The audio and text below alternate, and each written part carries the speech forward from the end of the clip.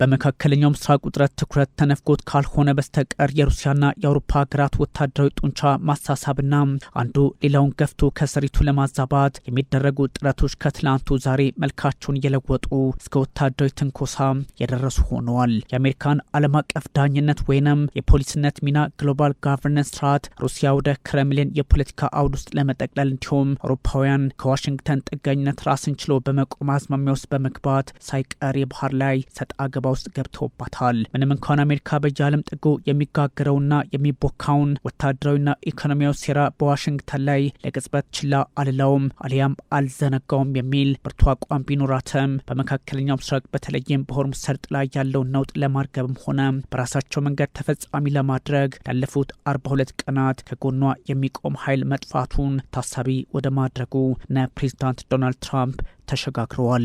ይህ ሁሉ ውጥንቅጥ ባለበት ሰዓት ብሪታንያ፣ ኖርዌይና ሌሎች አጋሮቻቸው ለአንድ ሳምንት የዘለቀ አደገኛ የጦር ልምምድ ማድረጋቸው ይፋ ሆኗል። የሩሲያን የስለላ ባህር ሰርጓጅ መርከቦች ለመከላከል የተደረገ ወታደራዊ ልምምድ መሆኑን ደግሞ ለንደን ዓለም ልትገነዘብልኝ ይገባል በሚል ማረጋገጫም ማስፈራሪያም የመሰለ ሀሳብ ሰጥታለች። በሰሜን አትላንቲክ ባህር ውስጥ በተለይም ኬብሎችን ታሳቢ አድርገው ለመከላከል የተደረገውን ልምምድ የእንግሊዙ መከላከያ ሚኒስትር ጆን ሄሊ አሳውቀዋል። በእርግጥም ምንም ቢሆን ምን ሩሲያ የኛ ስጋት ናት የሚል ሀሳባቸውን በግልጽ አስቀምጠዋል። ሩሲያ የኢራን ጦርነት ተከትሎ የተፈጠረውን ክፍተትና ትኩረት ወደ መካከለኛው ምስራቅ መሆኑን ስትረዳ የተዘነጋውን ቀጠና በተለይም አውሮፓን ጫና ውስጥ ለማስገባት እንቅስቃሴው አደገኛ ሆኗል በሚል አስጠንቅቃለች። የብሪታንያና ኖርዌይ እንዲሁም የአጋሮቻቸው ዘመቻ የሞስኮን ጫና ለመመከትና እዛው ለማስቀረት ነው የሚል አረዳድ ይኑረው እንጂ እንቅስቃሴው በአሜሪካ ፖለቲከኞችም ቢሆን በተለየ ስትራቴጂ መነጽር የሚታይ ነው። ምናልባትም አውሮፓውያን ያለ አሜሪካ በራሳችን የመቆም አቅሙ አለን ለማለት የሚጠቀሙበት ሊሆን እንደሚችል ሴኔን አስነብቧል። በአብዛኛው ፕሬዚዳንት ዶናልድ ትራምፕ ከሰሜን አትላንቲክ የጦር ጥምረት ጋር ያላቸው ትስስር እየረገበ በመምጣቱ አውሮፓውያን በተለይም በእንግሊዝ፣ ጀርመንና ፈረንሳዮች ኢስሪዎች እየተባሉ በሚጠሩት የተመሩ አቅማቸውን ወደ ማጠናከሩ መሻገር እንዳለባቸው ፖለቲካዊ አረዳዱ እንዳላቸው ጠቋሚ ሆኖ ተመዝግበዋል። እንግሊዝ የሮያል ባህር ኃይል ፈጣን የጦር መርከቦች፣ አውሮፕላንና በርካታ ባለሙያዎች መሳተፋቸውን አረጋግጣለች። የሩሲያን ጥቃት ባህር ጠላቂና 2 የስለላ ሰርጓጆችን በሰሜናዊ ዩናይትድ ኪንግደም በመለየቱ ረገድ እንዲሁም አደገኛ ስለላ ስራዎችን መርከቦቻቸው ሳይሰሩ ቀድመን አክሽፈናል በሚል ሀሳብም ሰጥተዋል። አውሮፓውያኑ እንግሊዝ አጋሮቻችን አብረውን ተሳትፈዋል ከማለት ይቻገረም በስማቸው መጥራት እንኳን አልፈለገችም። ይህ ታዲያ ለምን ሆነ በሚልም ጥያቄው በስፋት እየተነሳ ይገኛል። ከአሜሪካ ጎን አንቆምም ያሉ ከእንግሊዝ ጎን አብረው ቆሙ የሚል ፖለቲካዊ ግንዛቤም የሚፈጥር ሆኗል። በተለይም ሁሉም ዓለም አቀፍ ከ95 እስከ 99 የፋይበር ኬብሎች የኢንተርኔት ጭምር የሚተላለፈው በባህር ውስጥ ከመሆኑ አንጻር ዘመናዊ ጦርነቶች እነዚህን ቁልፍ መሰረተ ልማቶች በባህር ላይም ስጋት ውስጥ እየከተቱት ይገኛል። የመካከለኛው ምስራቅ ጉዳይም አብሮ ተጠቃሽ ነው። እነዚህ ኬብሎች ከ1.4 ሚሊዮን ኪሎ ሜትር በላይ ቦታ የሚሸፍኑ ሲሆን በውሃ ውስጥ ማለት ነው የዓለም አቀፍ ትስስር የጀርባ አጥንት ተደርገው የሚወሰዱ ናቸው። በውቅያኖሶች ላይ ዴታዎችን በማሳሰር ሁሉንም አህጉራት የሚያገናኙ እንደሆኑም ይነገርላቸዋል። ለዚህም ነው የሩሲያ እንቅስቃሴ በባህር ውስጥ ፈተናችንን ያበዛዋል በሚል አውሮፓ ህብረቶችና የሰሜን አትላንቲክ የጦር ጥምረት አባላት ከባልቲክ እስከ ጥቁር ባህር ድረስ እንጠብቃለን በሚል ጦራቸውን የሚያሰማሩት። በእርግጥ ሩሲያ እንደዚህ አይነት ጉዳይ ላይ የለሁበትም የሚል ማስጠንቀቂያ በመስጠት ላይ ትገኛለች። በእርግጥ ሩሲያ እንዲህ አይነት ዓለም አቀፍ የጨለመ ፖለቲካዊ ሴራ ውስጥ አልገባም በሚል በተደጋጋሚ በፕሬዚዳንቷ ቭላድሚር ፑቲን በኩል ታስተባብላለች። በተለይም አትላንቲክ እጅግ ወሳኝ መስመር ከመሆኑን ባሻገር አውሮፓን ከሰሜን አሜሪካ ጋር የሚያሳስር እጅጉን ስራ የሚበዛበት ቀጠና መሆኑ ለዚሁ ስርዓት ስጋት የመሆን እድሉ የሰፋ ነው። አትላንቲክ ዓለም በከባዱ የምትጠቀምበትን የኬብሎች ስርዓት የያዘ ከመሆኑ ጋር በተያያዘ ጉዳቱ ከባድ እንደሆነም ይገመታል።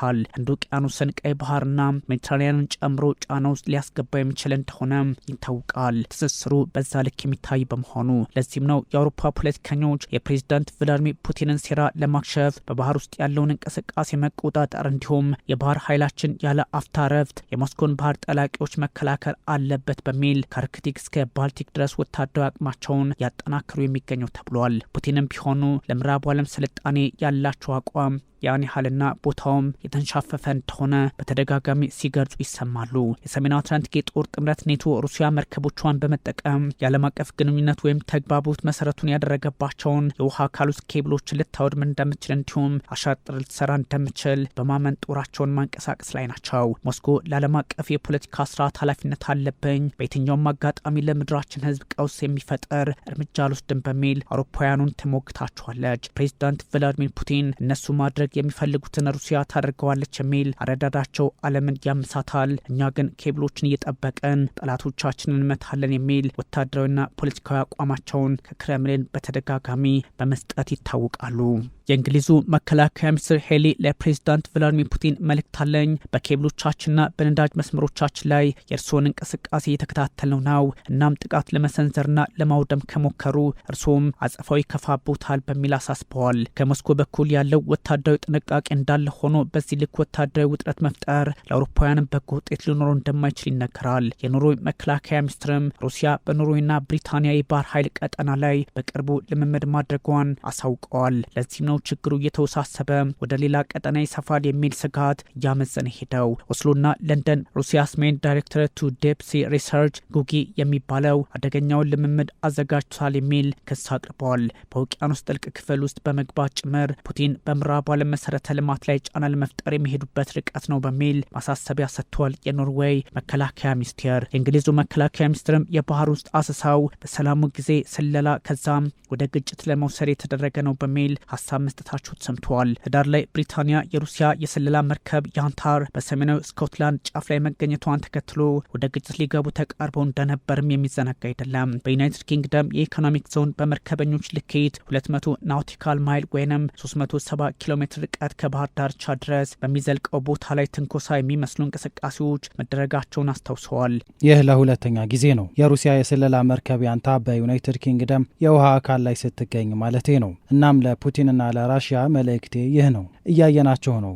ምን እያደረጉ እንደሆነ እናውቃለን። ያንታ በዚህ ሳምንት ወደ ደቡብ የምታመራ ከሆነ ተዘጋጅተናል። ዓለም ወደ መካከለኛው ምስራቅ ትኩረቷን ብታደርገም ብሪታንያ ከሩሲያ የባህር ላይ እንቅስቃሴ ላፍታም ወታደራዊ ኢላማዋን አታነሳም የሚል አቋም እየተጋራ ነው። ሩሲያ ለኢራን የሰው አልባ አውሮፕላን በማቅረብ ላይ ናት በሚልም እንግሊዝ ለመተቸት ሞክራለች። ፑቲን በኢራን ጉዳይ ላይ የዓለም ቀልብ በመወሰዱ ሙከራቸውን በዛ አቅጣጫ እየሆነ ቢሄድም አሊያም በራሳቸው መንገድ ፖለቲካውን ለመስራት ቢሞክሩም ለዩናይትድ ኪንግደምና ለአጋሮቿ ዋነኛዋ ስጋት ሩሲያ ናት በሚል አስቀምጠዋል። አይናችን ከፑቲን አይነቀልም ሄሊ ብለዋል። እርምጃ ለመውሰድ እንግሊዝ ዝግጁ መሆኗንም አስቀምጠዋል። እንዲህ አይነቶቹ አካሄዶች ደግሞ የመካከለኛው ምስራቅ ፖለቲካን ዓለም ገና ሳትወጣው የሩሲያና ዩክሬን ጦርነት መቋጫውን ሳያገኝ ከዚህም ከዛም ያሉ ውጥረቶች የተባባሱ በሩሲያና በኔቶ መካከልም በተለይም በአውሮፓውያን አባላት ላይ ችግር ሊፈጠር እንደሚችል ጠቋሚ ያደርገዋል የሚል ፖለቲካዊ ትንታኔ በመሰጠት ላይ ይገኛል።